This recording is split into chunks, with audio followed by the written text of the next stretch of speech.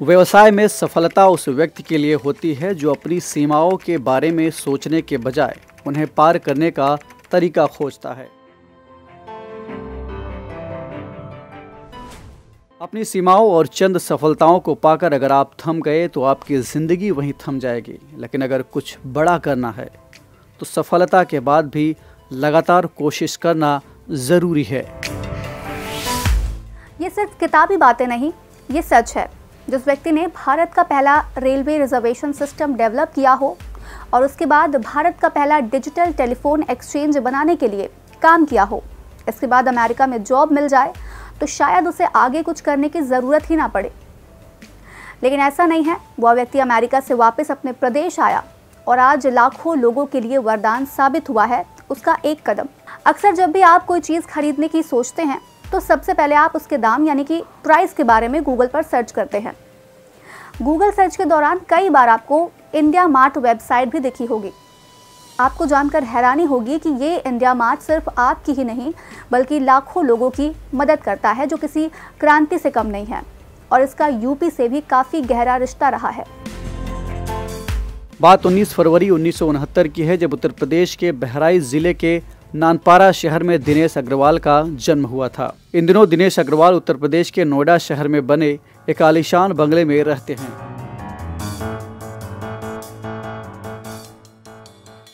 कानपुर शहर के Harcourt Buttler technological institute से कंप्यूटर साइंस की डिग्री लेने के बाद उन्होंने कुछ कंपनियों के साथ जुड़कर इसी फील्ड में अनुभव हासिल किया।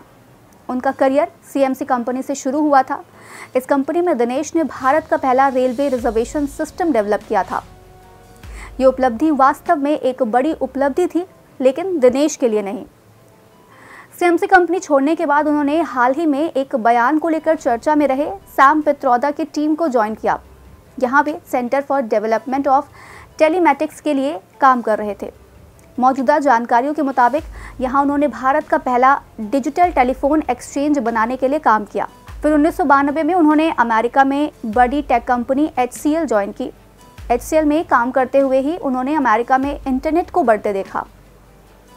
यहीं से उन्होंने अंदाज़ा लगा लिया था कि भारत के लोगों पर भी इंटरनेट का क्या असर पड़ेगा। वर्ष 1995 में अगस्त का महीना था जब दिनेश अग्रवाल उत्तर प्रदेश वापस लौट आए। उनकी पत्नी और बच्चे भी उनके साथ थे। वे उत्तर प्रदेश में कोई नौकरी करने के इरादे से नहीं आए थे, बल्कि उनके इस इरादे से लाखों लोगों के इरादों को मजबूती मिल रही है। उत्तर प्रदेश लौटने के बाद उनके मन में एक वेबसाइट बनाने का ख्याल आया।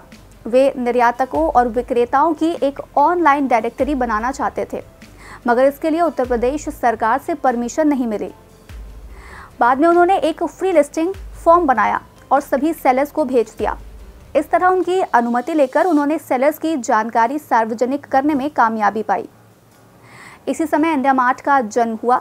इंडिया मार्ट की शुरुआती टैगलाइन भी यही थी, the global gateway to Indian market place. Dinesh Agarwal ने ये कंपनी केवल 40,000 रुपए के निवेश से शुरू की थी। साल 2007 और 2008 में अमेरिका एक बड़े आर्थिक संकट में घिर गया। दुनिया भर में मंदी का असर दिखने लगा था और एक्सपोर्ट का काम भी धीमा पड़ने लगा।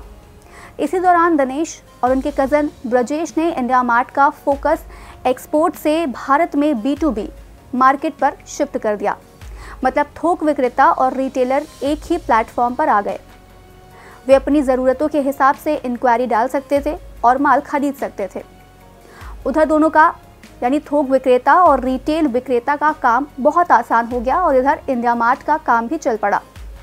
इसके बाद जो हुआ वो तो सब जानते हैं। बिजनेस तेजी से बढ़ा। कंपनी ने साल 2010 में 52 सप्ताहों के अंदर 52 ऑफिस खोल दिए। मतलब हर हफ्ते एक नया ऑफिस खोला गया। बात करें दिनेश अग्रवाल की नेटवर्थ की, तो ये आज करीब 17,000 करोड़ रुपए से अधिक हो चुकी है।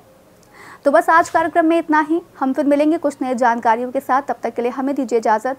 नमस्कार।